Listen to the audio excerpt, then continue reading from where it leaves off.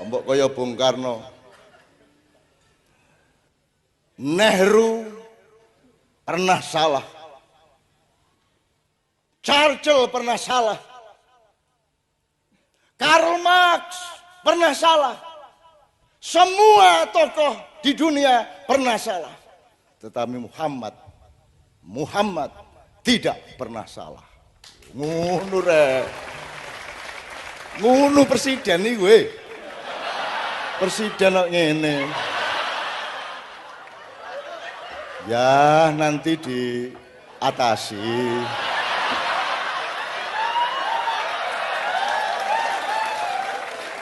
A'udzu billahi minasy syaithanir rajim.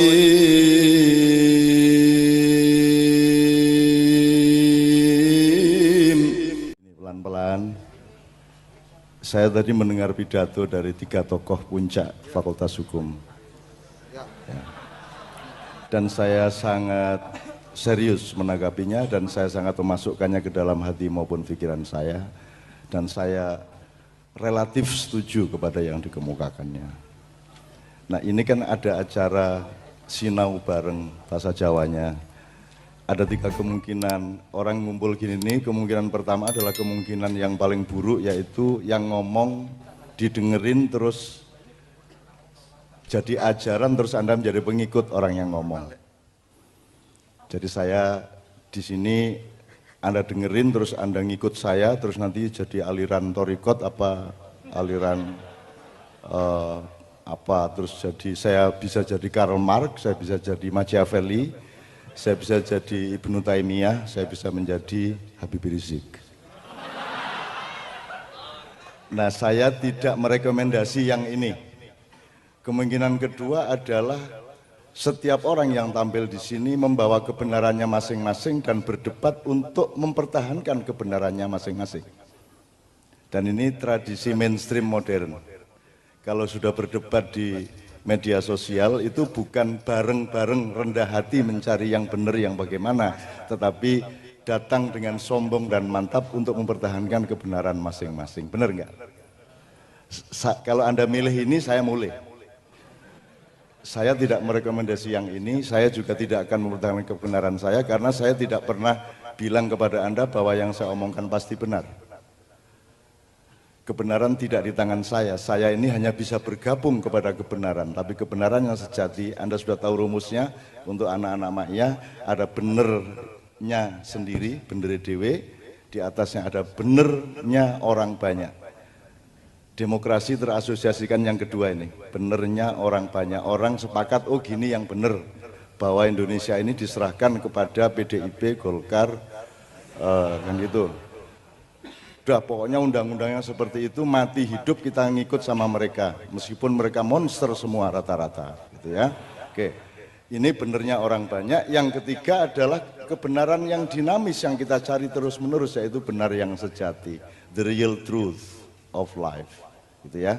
Nah, saya merekomendasi semua yang kita omongkan ini nanti adalah kita, Anda, saya, para narasumber maupun anak-anak saya yang tadi pidato itu bareng-bareng yang benar yang gimana ya. Kita cari bareng-bareng dan kita nyicil, nggak mungkin kebenaran judul ini kita temukan malam hari ini. Tapi kita harus ketemu kuncinya, pintunya dan arah-arah untuk menemukan sumber dari kebenaran masa depan maupun masa silam kita. Kan gitu. Jadi kita nyari bareng-bareng loh ya, rendah hati ya. Kalau salah ya ketawa aja, wong. Kan setiap orang punya kekonyolannya masing-masing. Saya juga punya kekonyolan. Saya jangan pikir dengan Anda yang dokter dan pinter bahasa Arab itu tidak punya kekonyolan. Dia juga punya kekonyolan yang dirahasiakan kepada mahasiswanya. Senior kita Bapak Kamal Firdaus yang tokoh hukum sejak tahun 70-an di Jogja ini juga saya tahu persis konyol-konyolnya, sebagaimana dia tahu persis konyol-konyol saya. Kalau manusia tidak punya kekonyolan, silahkan menjadi Tuhan atau malaikat. Kan begitu. Jadi wong elek rupane ya ora masalah, wong rada bodoh sithik ora masalah gitu loh. Wong rada pokok-pokok sithik ya ora masalah, ning panggonane iki sing cetha gitu loh. Ono wong kaya ngono presiden. Upamane lho ya. Ya kabeh kan ono pantes-pantese ya toh. Oke. Dan seterusnya oke ya. Oke, nanti ini kuncinya tolong diingat. Ini kuncinya adalah apa bedanya gini. Kalau Anda ngomong Muhammad tadi Ustadz kita dengan ngomong kalau Muhammad itu kan salah satu rumusannya Muhammadun basyarun bal huwa yakut bainal hajar. La kal basyari bal huwa yakut ban. Jadi Muhammad itu manusia biasa. Tapi dia bukan manusia biasa, artinya dia tidak sembarang manusia. Dia adalah mutiara di antara batu-batu. Nah, orang modern gara-gara terbiasa demokrasi tidak lagi belajar membedakan bedanya manusia dengan manusia. Gitu ya. Jadi orang udah nggak ngerti lagi mana manusia bermutu, mana tidak. Nah, kita nanti ngomong karakter dan kepribadian dengan setting Nusantara dan seterusnya. Cara pembelajaran kita adalah, loh, ada bedanya memang. IQ aja ada di bawah 100, ada sampai 160 kok. Jadi ada yang manusia mutiara itu ada. Semut saja ada ratunya kok. Kambing saja ada pemimpinnya kok. Macan saja raja rimba kok. Jadi Tuhan memang bikin batu digosok jadi ake, terus laku. Tapi sehebat-hebat kamu menggosok ake, dia tetap tidak punya takdir mutiara.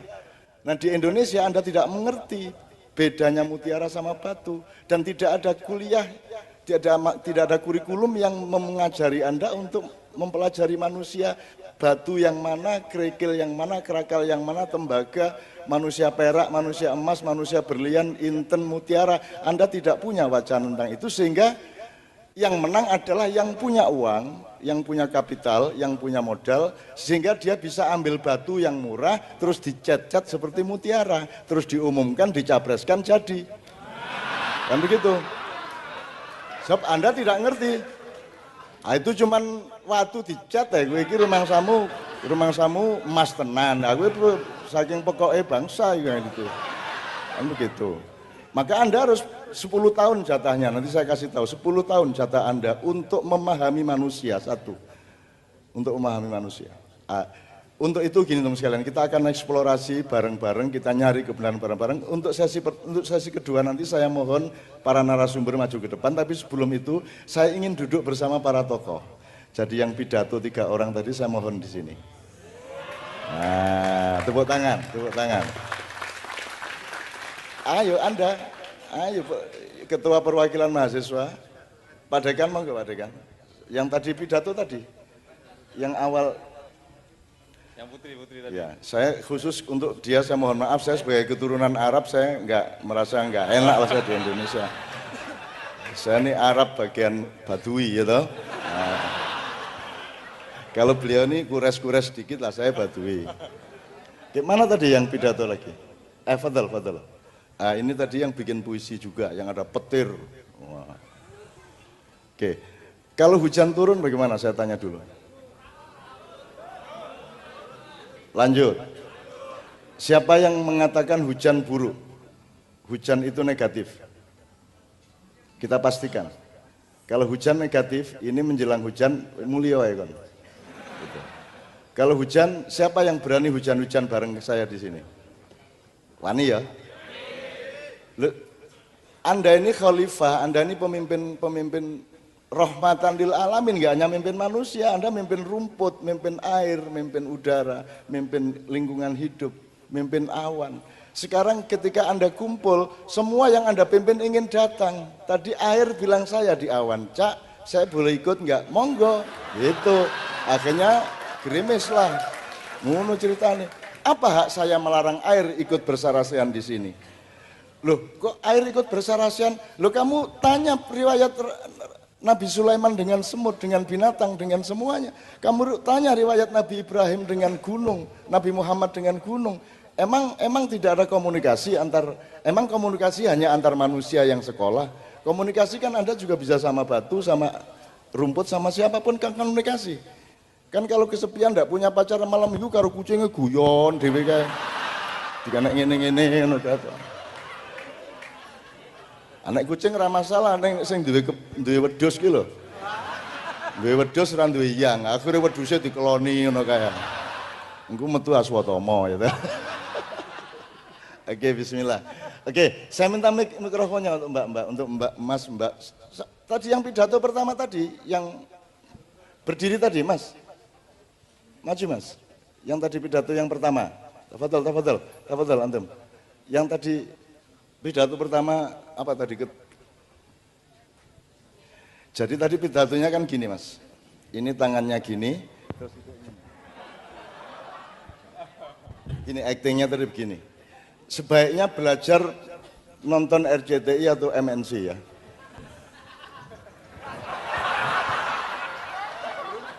Agar supaya Indonesia bisa menjadi negara maju.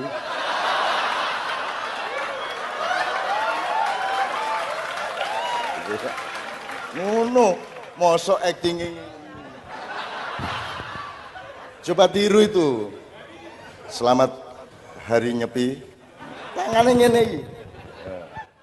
Duitnya dicekel ini.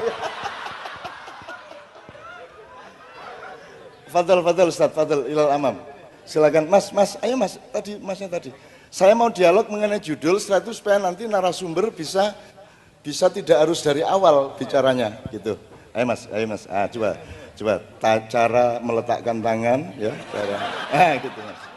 Enggak apa-apa, itu perlu loh. Anek kon tadi presiden pidato ini.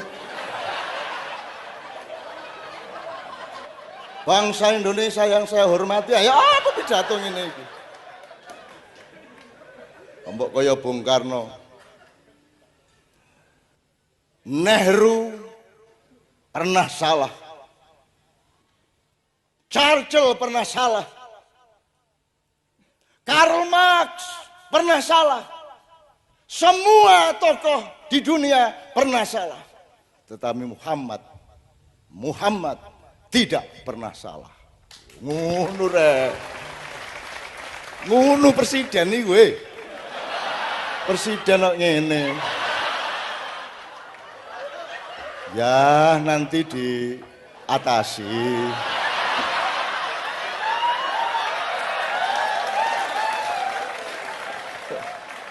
Ya. Oke, let's start discussing. Sebelum diskusi saya minta, karena bahannya sama dengan judulnya. Ini kan judulnya kita baca lagi. Berkepribadian dalam kebudayaan Nusantara sebagai ikhtiar mempertahankan karakter bangsa. Saya sangat setuju dan saya ingin Anda tepuk tangan untuk yang menciptakan judul itu. Oke. Mas semua menyanyikan ikut Kiai Kanjeng ini semua untuk meneruskan bahwa kita berdiri untuk Indonesia Raya dengan ikhlas, kita berdiri untuk himne UII dengan ikhlas, dan kita melakukan semua pada malam hari ini karena kita akan mengalami zaman baru. Jangan kaget kalau tahun ini Anda mendapat presiden yang lebih culas, lebih monster, lebih kacau, jangan kaget. Tapi Anda konsentrasi aja membangun kepribadian Anda. Nanti jatahnya 10 tahun mulai 2024-2025 Anda akan jadi pemimpin-pemimpin di tempat masing-masing. Sekarang mendadar diri benar, bangun kepribadianmu, bangun Nusantara dan Indonesiamu. Kan 10 tahun lagi kan sudah, umur berapa, Dek? Sudah mulai wakil dirjen udah bisa itu. Udah tenang aja. Nanti akan ada zaman baru, bismillahirrahmanirrahim, dan ini kita ngomong sambil setengah nekat supaya Allah lu kok ngawur gue ngomong ngono lah ini terus pripun meleh kan gitu kan, tinggal begitu saya. Lah kita bisanya berdoa dan yakin ya, kalau kita tidak yakin sama doa kita terus nanti Tuhan ngomongnya lain lagi. Misalnya ya Allah apa mungkin ya ada zaman baru, terus Tuhan bilangin lah kowe dhewe ra yakin ngono ta. Sekarang kita yakin pokoknya 10 tahun lagi. Tahun 2000, karena perjanjian 500 tahun sudah lewat. Sekarang kita sedang melakukan transisi untuk menuju Nusantara Raya yang akan kita bangun bersama, gitu ya. Terus kalau Tuhan masih marah, kamu kok yakin-yakin amat, kan saya yang mentakdirkan semuanya. Loh, nek gak yakin jare gak yakin. Nek yakin disalahno sampeyan nu karepe nopo kae gitu.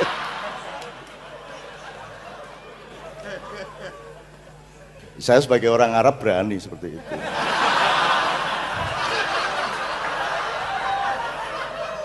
Sakno wong Arab iki lolok nare. Wis Arab iku wis Wis gak pinter ya toh. Dilolokno jari mempengaruhi Indonesia, menghancurkan kepribadian Indonesia, wis babak. Wis gak masalah. Wis gak apa-apa lah wis. Kamu kok anu amat sama Arab, kenapa sih? Nggak apa-apa, nanti kita cari bersama-sama. Kita nggak ada mangkel-mangkelan. Kita ini tidak membenci orang Barat, tidak boleh benci orang Barat. Kita tidak boleh benci Cina, kita tidak boleh benci Arab, dan apapun kita tidak benci. Yang kita cari bersama-sama adalah penataan yang proporsional sebuah dunia baru. Gitu loh, proporsional pada tempatnya. Nah, proporsinya bisa proporsi demokrasi, bisa proporsi budaya, bisa proporsi rasa, bisa juga. Macam-macam itu proporsinya. Nah, hukum adalah padatannya. Nanti kita akan ngomong bersama mengenai hukum. Jadi ada yang kita butuhkan itu manusia hukum. Tapi kalau Anda ingin mencari manusia hukum, Anda harus bangun dulu manusia akhlak. Kalau Anda tidak akan bisa punya manusia akhlak kalau Anda tidak punya yang lebih tinggi, yaitu manusia takwa. Nah, ini struktur takwa, akhlak, hukum ini kalau nggak dipahami, misalnya kalau di fakultas hukum kan ada filsafat hukum, ada moral hukum, ada akidah hukum yang menjadi sumber dari setiap pasal hukum dan seterusnya. Itu harus kita cari bersama-sama. Aku gak ngerti kurikulumnya ono ngono gak masalah lah. Saya dulu kuliahnya ekonomi ya, saya sebagai calon konglomerat dulu kan jebul kere ya gimana wis. Su tenan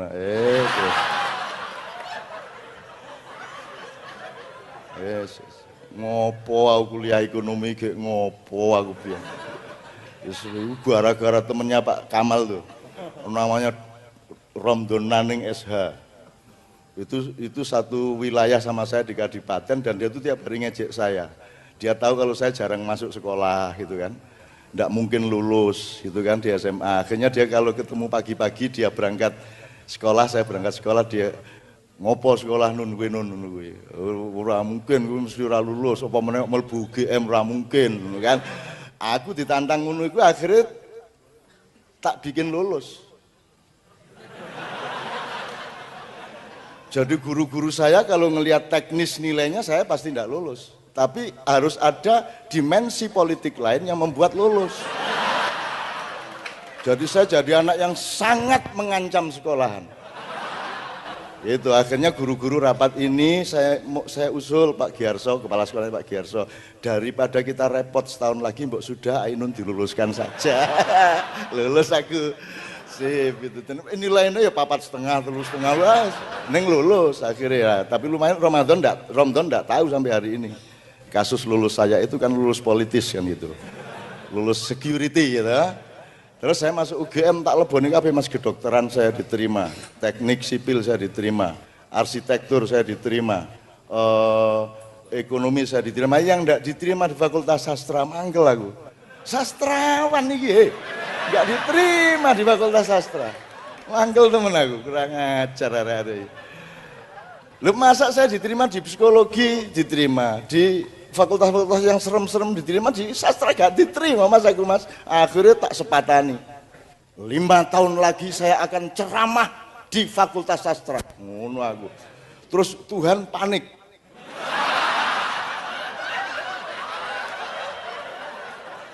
Wah ini era tak kabulke ngamuk tenan nih. Wah, akhirnya 5 tahun kemudian saya diundang untuk kuliah umum di Fakultas Sastra UGM. Pas waktunya.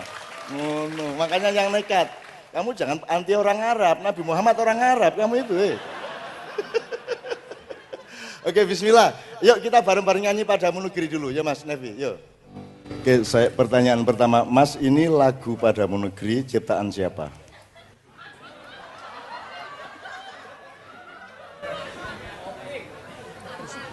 Tidak ada yang tahu ya? Sudah. Jadi ketokohannya Min 1. Tidak tahu kok. Ini ciptaan Kus Bini. Pak Kus Bini. Itu julukan beliau buaya keroncong Indonesia. Ya, tepuk tangan untuk Pak Kus Bini. Anda tahu Universitas UKDW, Universitas Kristen Duta Wacana. Kalau dari Galeria ke selatan, kalau Anda terus ada perempatan yang Tingcel Kudit itu, ya. Kalau Anda terus lewat Jalan Layang, Cak Koting, kalau ke kanan Anda Kota Baru, Anda ke kiri. Nah, Anda ke kiri di situ nanti ada gang kedua, Anda masuk di rumahnya Pak Kusbini. Kalau Anda ngomong karakter Nusantara, ming Pak Kusbini wae kira ngerti. Pidatomu mang ya rada isin-isin kudune ngono lho ya. Rawa ya, jangan marah ya, Dek ya. Jangan marah. Lah enggak ngerti Pak Kusbini ya, enggak ngerti Padamu Negeri. Nah, kalau Indonesia Raya ciptaan siapa? Aku enggak ngerti pisan iki arek-arek iki. Ya. Jalannya pun sekarang jalan Kusbini. Nah, tolong Anda ingat-ingat kalimatnya Padamu Negeri. Jadi mari kita ngomong epistemologi dan settingnya dulu. Padamu negeri aku berjanji. Negeri loh ya. Kalau Mas, siapa yang mau menjawab pertanyaan Anda apa Anda apa Anda? Sekarang kalau PNS itu namanya apa? Pegawai. Mas, mikrofonnya nyon sewu. Ini biar mahasiswa aja. PNS itu kepanjangannya?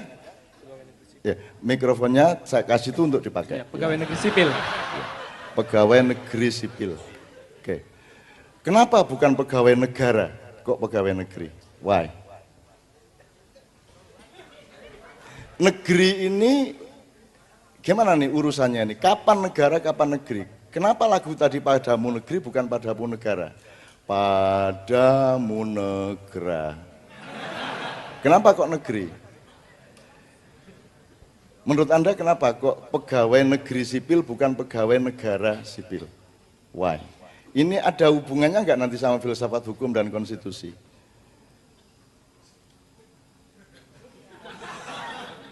Silakan menjawab.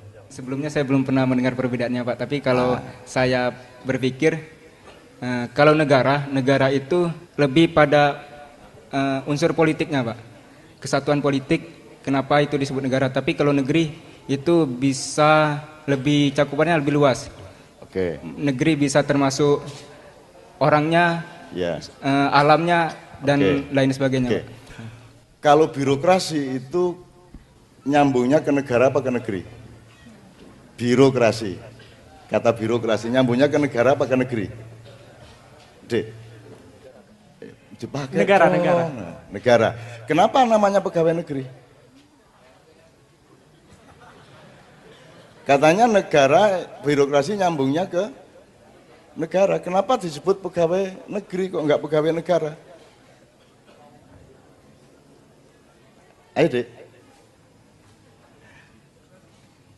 Pak Dekan tolong gini-gini nih sekali-sekali ada sarasian kecil di kampusnya. Karena gini prakteknya.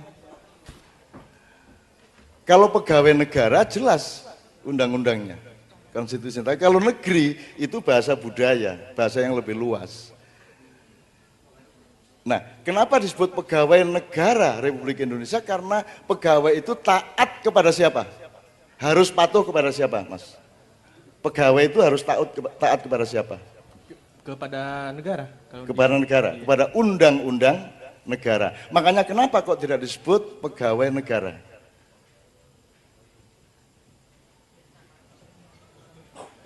Wong dia harus taat. Apa ada undang-undang negeri, Pak Kamal? Yang ada undang-undang negara. Kenapa? Jadi kalau negeri sama negara tidak diproporsikan secara benar, kita boleh dong mengubah nama Allah. Kan setiap huruf ada kekuatan hukumnya.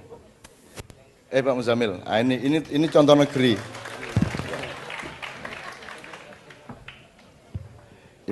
Ini contoh orang dari negeri Madura. Ya. Dia punya kedutaan besar di Arab Saudi. Jadi di sana ada kedutaan besar Republik Indonesia, ada kedutaan besar Republik Madura. Itu di Mekah ada itu. Anda kalau ke sana enggak usah ke KBRI, KBRM saja. Ya. Mudah dapat apa-apa, mudah KTP bisa dipalsukan, gampang. Oke, tak terusin supaya nggak panjang-panjang. Jadi kalau gitu dibiarkan saja pegawai negeri apa sebaiknya dirubah menjadi pegawai negara menurut Anda? Tetap negeri. Kenapa? Saya baru paham terkait perbedaan negeri dan negara ketika negeri itu adalah ketika dia untuk mengabdikan dirinya kepada negeri itu, pada Indonesia. Negara itu adalah sebutan untuk keluar. Oke, saya belok dikit, tetap dalam konteks ini. Itu kalau ada orang kerja sebagai pegawai negeri di kantor kabupaten, dia taat kepada bupati apa tidak? Taat. Bener nggak pegawai taat sama bupati? Bener apa salah? Bener nggak karyawan atau pegawai itu taat kepada bupati? Taat kepada gubernur, taat kepada presiden? Taat kepada undang-undang, Pak. Ya? Taat kepada undang-undang. Taat kepada undang-undang. Kenapa bupati boleh mutasi siapa saja begitu udah jadi bupati? Kan posisinya bupati dan pegawai kan sama, yaitu pada posisi harus taat kepada undang-undang. Boleh nggak bupati mecat PNS? Yep. Boleh. Oke. Nggak boleh, Pak, kalau bupati. Oke. Maksud saya gini loh, pokoknya tolong ini diurus ya besok ya. Ini nggak jelas ini negara kita ini, ya. Lah gimana? Apakah ada bupati tahu bahwa dia bukan pemimpinnya di situ, dia bukan orang yang paling berkuasa? Ada nggak bupati yang tahu bahwa dia bukan yang paling berkuasa di kantornya? Ada nggak? Semua yakin dan merasa dia yang paling berkuasa di kantornya. Benar nggak? Salah. Presiden itu tahu nggak bahwa dia itu TKI nomor 1? Tenaga kerja Indonesia diupah oleh rakyatnya, tahu nggak dia? Jadi kalau sebutan RI 1 benar apa salah? Masuk akal nggak RI 1? Tolong diurus ya, gitu-gitu ya, gitu ya. Ini cuma contoh aja kok, cuma contoh aja. Jadi nggak harus diselesaikan malam hari ini. Kalau saya, kata negeri itu menjadi alat mengkamuflase di mana pegawai akhirnya tidak taatnya itu kepada undang-undang tapi taat kepada atasan. Benar nggak taat sama atasan, Mas? Salah. Anda pelajari birokrasi di Jerman, di Inggris, dimanapun, tidak ada yang namanya taat sama atasan. Nggak ada. Taat itu kepada undang-undang. Jadi kalau Anda cari paspor, yang nanda tangani tidak harus kepala imigrasi. Kalau Anda bikin KTP, yang nanda tangani tidak harus camat, tidak harus bupati. Tukang sapu di kantor kecamatan boleh menandatangani. Yang penting ada tanda bahwa sudah ada yang mengesahkan di antara para pegawai yang statusnya sama dengan camat, yaitu taat kepada undang-undang. Itu loh, Mas. Masuk akal enggak? Jadi kalau Anda nanti dicegat polisi, mana KTP-nya, bilang, loh saya yang tanya mana KTP saya, ngono. Polisi, pemerintah itu kita bayar untuk nyatet siapa kita. Kita kasih biaya untuk beli kertas, beli printer segala macam untuk nyatet siapa saya. Jadi kalau Anda dicegat di jalan, mana KTP-nya? Saya bilang, sopo aku ayo. Dia harus tahu rakyatnya. Dia harus tahu rakyatnya siapa. Maka harus punya database. Punyakah birokrasi Republik Indonesia database yang benar mengenai rakyatnya? Punya apa enggak? Catatan tartil, detail mengenai rakyatnya. Punya enggak? Belum tentu. Kalau Anda beli SIM card disuruh ngisi, bisa enggak Anda ngisi nama gendul, alamat iki? Bisa jalan enggak SIM cardnya? Jadi itu aturannya beneran apa pura-pura? Nah, tolong dibenahi, Pak. 10 tahun lagi enggak boleh yang begini-begini, ya? Ya, jelas ya. Nah, kamu ketua DPR ya. Ya toh? Oke.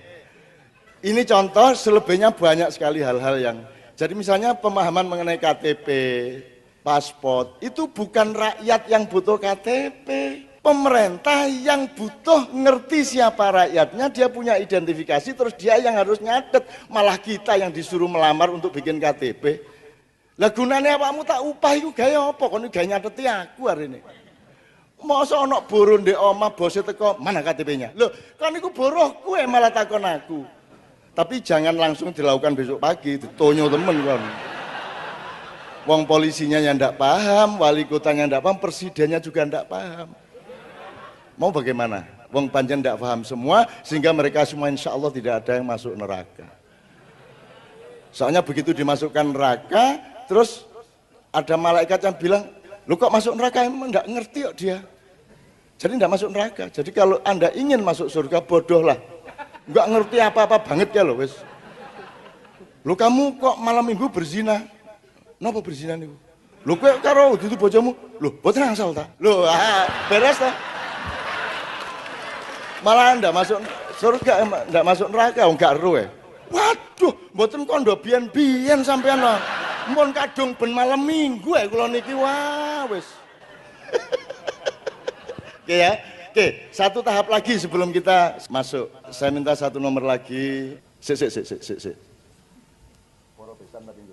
Oke, yang bikin judul ini siapa Mas? Siapa yang menciptakan judul ini? Soalnya aku seneng banget. Bersama-sama. Madura kan? Anda orang Madura bukan?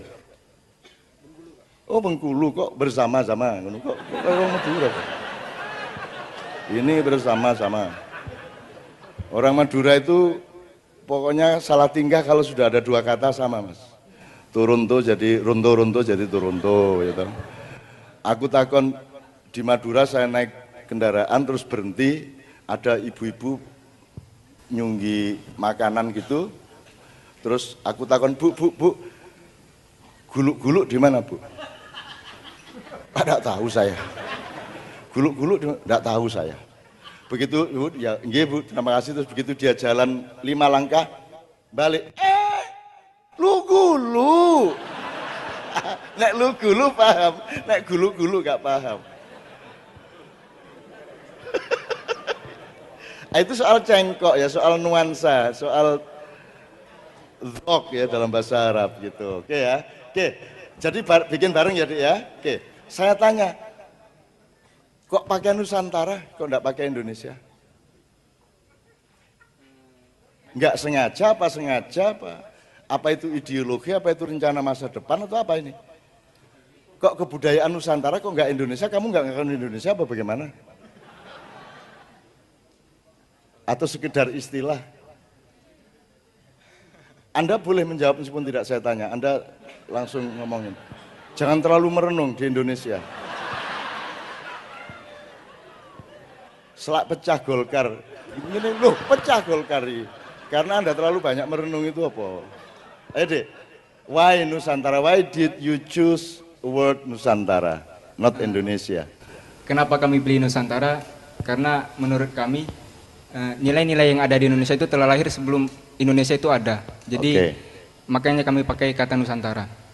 Gitu ya. Jadi nilai yang asli, real, historis itu Nusantara.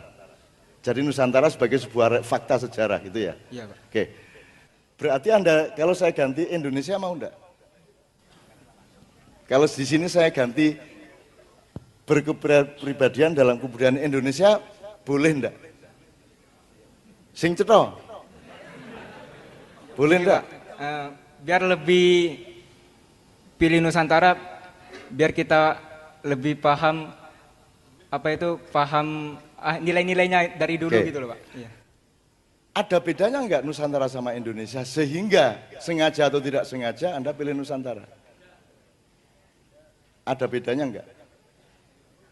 Ada beda, karena pas Indonesia terbentuk itu tidak hanya dari orang-orang Nusantara aja, tapi sudah bercampur kayak Cina, Arab, maka terbentuk Indonesia gitu. Yang waktu Nusantara enggak ada Arab?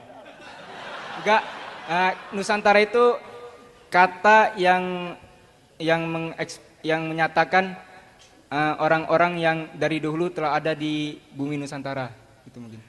Anda dari mana? Anda dari mana? Aslinya? Sumatera Selatan, Pak. Sumatera Selatan. Menurut Anda ini asli Nusantara apa enggak? Lihat wajahnya. Kalau yang dimaksud Nusantara itu belum ada Cina, belum ada Arab dan lain sebagainya. Ini saya nggak cari kebenaran sekarang, ini ganggu aja supaya Anda besoknya mikir gitu loh ya.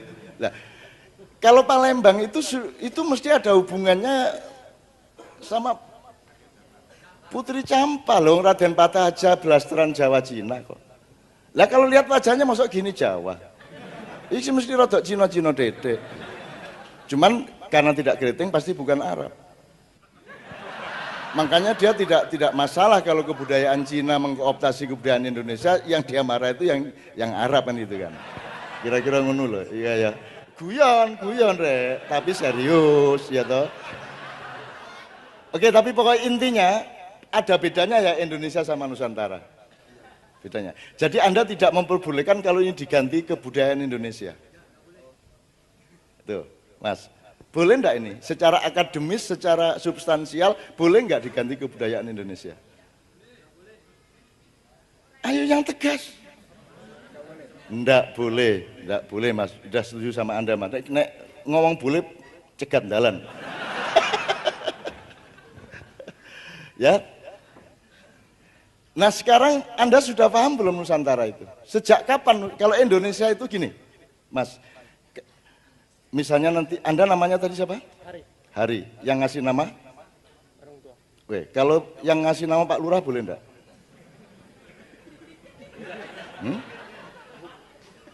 Yang punya hak ngasih nama Anda siapa? Sebenarnya semuanya punya hak. Punya hak. Sik to mikrofon iki tak dol lho ngene carane. Oke, yang Anda namanya Hari. Iya. Oke, yang ngasih nama Anda Bapak. Sebenarnya siapa yang punya hak urut-urutannya? Bapak Ibu. Tapi kalau Bapak Ibu minta Pak Lurah boleh juga. Tapi kan tetap harus ditandatangani oleh Bapak Ibu.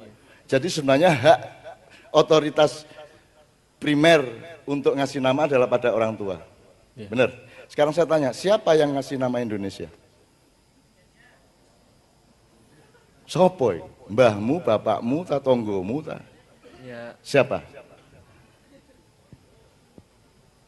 Siapa yang ngasih nama ini Indonesia itu siapa? Nggak harus dijawab, ini cuman memancing Anda supaya penelitian. Abad berapa kata Indonesia itu mulai diucapkan dan kemudian digunakan untuk nyebut kita bersama? Nggak tahu ya? Oke, nggak apa-apa. Nggak apa-apa, kita akan meneliti bersama supaya kita tahu. Loh kita ini dipanggil dengan kata Indonesia. Tapi kita tidak pernah marah, ini yang ngasih nama saya ini Pak Lurah apa Bapak saya? Kan nggak jelas sampai sekarang. Dan kita rela-rela saja. Tolong dipertanyakan martabatmu. Ada kita punya teman namanya Jemek Supardi itu. Dia itu pokoknya teroris. Kalau siapa misalnya Pak Nevi punya anak, namanya Tegar Maulana. Terus Jemek datang mengunjungi Pak Nevi, mengunjungi anak yang lahir. Terus dia bilang,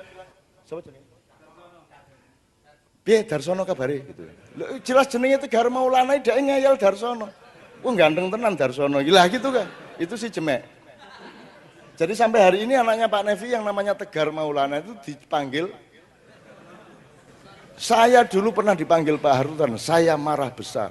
Anda tahu zaman Orba, saya marah besar dipanggil Pak Harto, enak aja. Nama saya Ainun kok dipanggil Pak Harto. Jelas ya Mas? Anda harus waspada sama kata-kata. Makanya sekarang kita urus sejak huruf, sejak kata kita urus. Kalau memang Nusantara jelas pertimbangannya, kalau Indonesia jelas pertimbangannya, gitu kan? Gitu ya Mas ya. Maka sekarang kita workshop sedikit. Oke Bapak sekalian, saya mohon dengan sangat kita mempelajari bareng-bareng. Kita harus punya keputusan yang tegas mengenai Indonesia dan Nusantara. Indonesia juga monggo, Nusantara juga monggo, asalkan jelas anunya, proporsinya, konteksnya, muatannya dan seterusnya. Gitu. Termasuk nanti kalau punya waktu kita akan cari yang disebut karakter atau kepribadian itu unsurnya apa saja. Ya. Supaya karena karakter ini sejak ada Dignas ngomong berbasis karakter itu yang dimaksud sebenarnya adalah moral, tok gitu. Bukan kekesatriaan, bukan jadi yang dimaksud itu moral. Oke. Nah, sekarang sebelum saya minta Poro Besan dan beberapa lagu berikutnya nanti akan saya sebut. Mas, beliau tadi ini jabatannya apa? Ketua SC Sarasehan Budaya pada malam hari ini ya? Steering Committee, saya ya, mohon mikrofonnya dikasih beliau. Tadi kan Anda pidato, waktu awal Anda membaca kalimat-kalimat Arab yang membuat dia agak gimana gitu. Nah, kalimatnya tadi Anda ulang dikit aja. Alhamdulillah tadi. Ya, pembuka tadi. Innalhamdalillah. Innalhamdulillah. Nahmadu wa nasta'inuhu wa nastaghfiruh. Wa na'udzubillahi min syururi anfusina wa min sayyiati a'malina. Terus? May yahdihillahu fala mudhillalah wa may yudlilhu fala hadiyalah. Oke, saya ambil bagian wa may yahdillah fala mudhillalah wa may yudlil fala hadiyalah. Artinya dan barang siapa telah diberi petunjuk oleh Allah, wa may yudlilhu falah. Tidak ada yang bisa menyesatkannya. Tidak akan menyesatkannya. Ya. Dan barang siapa?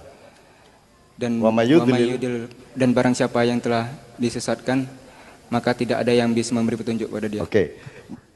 Menurut Anda ini unsur yang bisa Anda ambil dari kalimat ini apa? Saya kasih contoh, berarti Allah itu punya hak absolut untuk memberi petunjuk atau untuk menyesatkan, benar nggak? Dan tanpa alasan. Kita tidak punya hak menuntut Allah, kenapa kok dia diberi petunjuk kok saya tidak? Kenapa kok dia disesatkan saya tidak? Tidak ada hak pada kita. Meskipun Allah sangat rasional dan dia setia kepada sebab akibat. Tidak ada orang tiba-tiba disesatkan tanpa sebab. Jadi kalau ada peristiwa hidayah dan peristiwa penyesatan, itu harus kita lihat dia sebab apa akibat. Kan itu. Kalau dia sebab berarti tidak ada apa-apa sebelumnya. Dia memang mengawali segala sesuatunya. Tapi kalau dia akibat, orang disesatkan karena titik. Satu gitu ya Mas ya. Saya ingin menegaskan saja sama Anda dan kita bersama bahwa hidup kita ini lingkarannya di situ. Kita ini sedang disesatkan apa sedang dihidayai kan gitu. Jadi menurut Anda skala hidayah dan penyesatan, jadi Allah itu maha menyesatkan jelas ya. Coba ucapkan deh. Allah maha memberi petunjuk. Satu coba ucapkan. Allah maha memberi petunjuk. Kedua, Allah maha menyesatkan. Allah maha menyesatkan. Nah, ini banyak orang tidak berani ngomong ini. Karena bingung loh, kok Allah menyesatkan. Dulu pancen ngono kuwi ya kowe iki. Itu diucapkan di setiap khutbah Jumat. Setiap hari Jumat kita mendengar itu dan tadi diulang sama dia dalam pidatonya. Jadi Allah itu maha menyesatkan. Namanya dalam bahasa Arab, dalam Asma' wa Sifat nama Al-Mudzil. Allah yang maha menyesatkan. SPW kowe. Nek ora gelem metuwa. Kamu jangan ikut Allah, kamu cari partai lain. Tapi juga jangan tinggal di buminya Allah, kamu cari galaksi-galaksi yang kira-kira bukan bikinan Allah. Kono modaro dhewe kono rono kono kowe. Gitu. Jadi Allah juga maha menyesatkan. Saya tanya iseng dikit saja, kan skalanya bisa seseorang, bisa sebuah keluarga, bisa sebuah masyarakat, bisa sebuah negara, bisa raja, bisa presiden, bisa lurah, bisa siapa saja. Kan berlaku universal. Menurut Anda, negara kita ini sedang diberi petunjuk oleh Allah atau sedang disesatkan?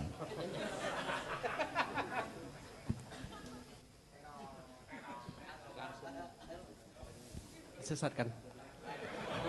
Agak keras. Disesatkan. Disesatkan. Artinya presidennya itu presiden kesesatan. Demikian juga DPR-nya, parpolnya dan sebagainya. Atau ada potensi disesatkan, ada potensi dihidayai. Kan ada variabel-variabel. Ada plan A, plan B, plan C, ada opsi 1, 2, 3. Tapi mainstreamnya atau primernya disesatkan menurut Anda gitu ya. Nah, jadi Anda mau nggak meneruskan kesesatan ini? Nggak mau. Oke, jadi malam ini kita harus punya pemikiran yang jelas, landasan keikhlasan yang jelas dan setup masa depan yang jelas bahwa kita tidak akan meneruskan kesesatan ini sehingga kita harus membuat sesuatu berdasarkan petunjuk Allah. Kan gitu ya, Dek ya? Sip. Untuk itu studinya harus benar-benar matang. Harus ngerti yang disebut Nusantara itu sebenarnya apa, Indonesia itu apa dan seterusnya harus matang. Anda mahasiswa, Anda harus melakukan penelitian terus menerus. Jadi menurut saya di luar kewajiban akademis Fakultas Hukum ada baiknya ada kelompok-kelompok yang studi itu untuk S2, S3. Jadi Nusantara itu misalnya dimulai tahun berapa, abad berapa.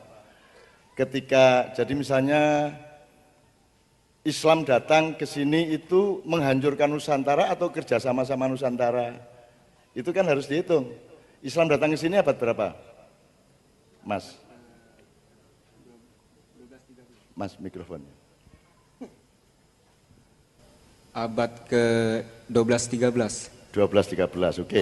Bagaimana kalau ada situs kuburan Islam bernama Fatimah abad 7? Gimana? Ya, sepengetahuan saya yang sudah baca, emang ada beberapa teori tentang masuknya Islam. Ada yang awal, pertengahan sama. Gini, bagaimana kalau suatu hari Anda menjumpai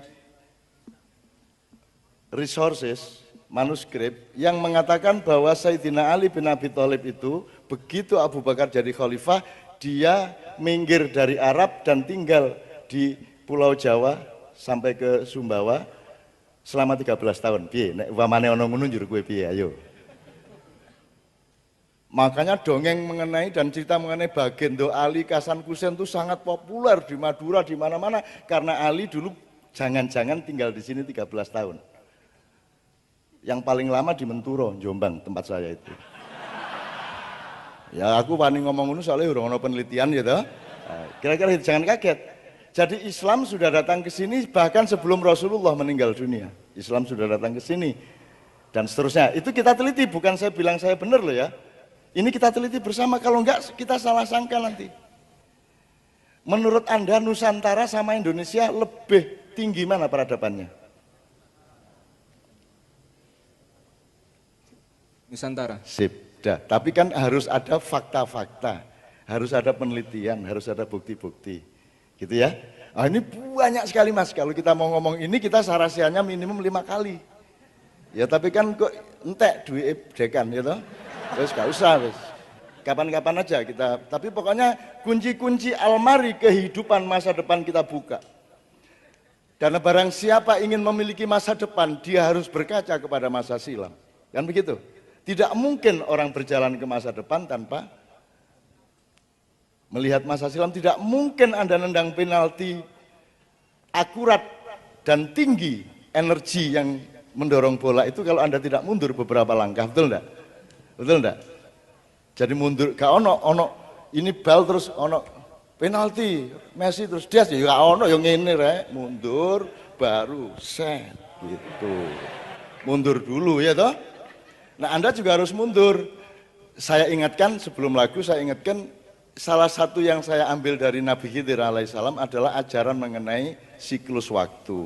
Jadi Nabi Khidir bocorin kapal itu masa kini, Nabi Khidir mencekik anak kecil itu masa depan, Nabi Khidir menegakkan pagar miring itu masa silam. Jadi urut-urutannya masa kini, masa depan, masa silam, masa kini, masa depan, masa silam. Kalau Anda mau cepat majunya, Anda harus berputar sesuai dengan siklus itu tadi. Makanya ibu-ibu, bapak-bapak kalau marah sama kamu dulu ketika kamu suka bolos, bapak bilang gini, kamu itu bolos, bapakmu kerja keras, kamu disekolahkan mahal-mahal, bolos saja, itu kan. Bolos kan peristiwa sekarang, lambang kekinian. Terus kalimat berikutnya, kamu mau jadi apa besok-besok, gitu kan, masa depan. Terus kalimat berikutnya, bapak dulu, nah gitu kan, bener gak? Sudah itu naluri manusia. Jadi Allah itu mengajari lewat naluri Anda bahwa hidup itu kayak begitu siklusnya. Udah percaya gak? Percaya wis kon dadi bapak yang ngono umur-umuring. Kon iku tak tempeling kapok kon. Bolos saya. Ngaji gak sregep. Dadi apa kon meneh? Dadi preman ta ya apa? Gitu kan. Bapakmu biyen nah gitu. Mesti gitu. Jadi bapakmu biyen luwih nemen. Cara imam.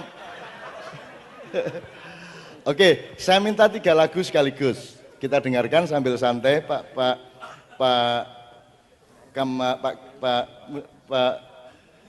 Kamal Firdaus, tolong dikasih asbak.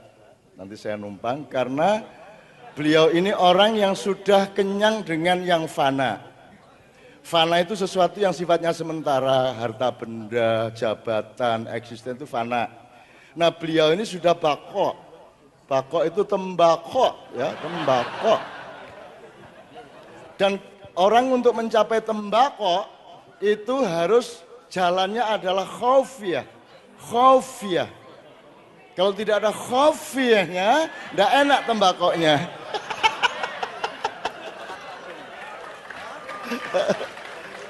Tak baleni meneh gulaane arek-arek nyeneng mae. Lho itu tembakau itu asal usulnya dari kata tembe ing burine sok-sok bako. Jadi akhirnya disingkat tembako. Serius itu. Jalannya adalah 2. Yang satu khaufiyah diwujudkan dengan kopi, yang satu diwujudkan dengan kopiah. Itu ceritanya Rek. Di Palembang enggak ada begitu itu, enggak ada. Hanya di Jawa orang gila seperti itu kan itu. Opo sembarang diotak adik gak karu-karuan niku ya. Tapi kan tidak ada yang tidak gaduk, semuanya gaduk. Yang namanya tauhid itu adalah ketemunya penyatuan antar segala hal di dalam kehidupan dan akhirnya menyatu semuanya dengan yang maha satu, yaitu yang maha tunggal, yaitu Allah Subhanahu wa taala. Ya. Saya minta satu porobesan, kemudian diteruskan dengan saya minta kita dengerin 3 lagu karena kita ngurusin Nusantara dan Indonesia.